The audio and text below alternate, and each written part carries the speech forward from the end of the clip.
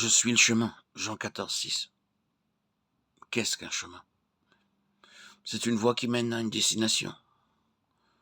Nous sommes tous destinés au trône, et seul notre Seigneur peut nous y faire parvenir. Christ, notre chemin, est donc en relation avec notre marche et notre destinée qui est le trône. Cette expérience rassemble en elle-même les 4 premières, à savoir Christ, notre pain de vie, Christ, notre lumière, Christ, notre bon berger, Christ, notre résurrection. Jean chapitre 4. En effet, se nourrir de Christ, en demeurant en lui, en faisant sa volonté, implique qu'il soit aussi notre lumière. Car ce qui nous enseigne jour après jour, c'est sa vie. Il est également notre berger qui nous conduit en nous gardant dans sa dépendance et nous fait entrer toujours plus pleinement dans l'expérience de notre mort et de notre résurrection avec lui. Nous apprenons que c'est sa vie sortie de la mort par laquelle il réalise ses plans. Être conduit, c'est notre privilège. Ne soyons pas comme Israël qui perdit son héritage en raison d'une quadruple cause impliquée dans le psaume 118:8. Son indocilité. Israël refusa d'être conduit, il ne voulait que ses propres voies, c'est l'aspect de son indépendance. Sa rébellion. Israël ne reconnut pas l'autorité de Dieu et refusa son gouvernement. Si Christ n'est pas Seigneur, nous ne reconnaissons ni son autorité ni ses droits en nous et sur nous. Israël avait un cœur partagé, son cœur n'était pas ferme, son cœur n'était pas entièrement pour le Seigneur. Il y avait une place pour un autre Dieu. Il peut en être de même de nous. Nous pouvons facilement occuper la place qui revient au Seigneur. Il avait un esprit qui n'était pas fidèle. L'infidèle ne tient pas ses engagements. Ne reprenons pas ce qui a été donné à Dieu et faisons ce que nous lui avons dit.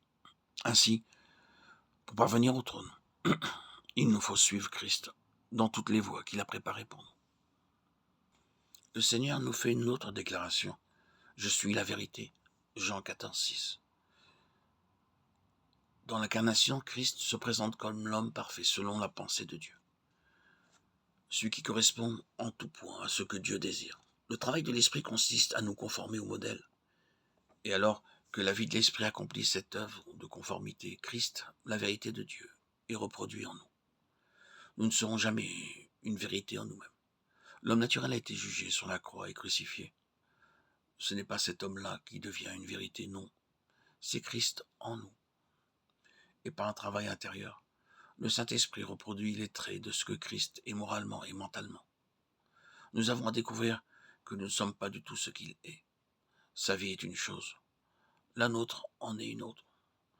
Ce n'est que par notre union avec lui, en étant un avec lui, dans ce qu'il y a de plus profond dans tout notre être, en laissant l'Esprit réaliser son œuvre, que cette conformité s'accomplit. La croix, agissant par l'Esprit, avec notre plein consentement, brise l'homme naturel dans les parties les plus secrètes de l'être. La vie divine doit pénétrer l'homme intérieur, le gagnant et le remplissant, afin que Christ soit le centre et au centre de tout notre être. Alors les traits de l'homme céleste sont façonnés par cette vie. Durant toute la durée de notre vie, nous aurons à découvrir combien Christ est la vérité. Le voir toujours plus, pour être davantage saisi par lui. La reconstitution interne de l'homme en raison de la chute est une œuvre immense. L'homme n'est que ruine, qu'il soit cultivé ou intelligent, ignorant ou inculte, aux yeux de Dieu. Il est ruiné. L'œuvre de Dieu est la même. L'œuvre de Dieu, par sa vie, est de restaurer l'homme intérieurement. Et cela veut dire qu'il doit passer de l'état charnel, psychique, à l'état spirituel.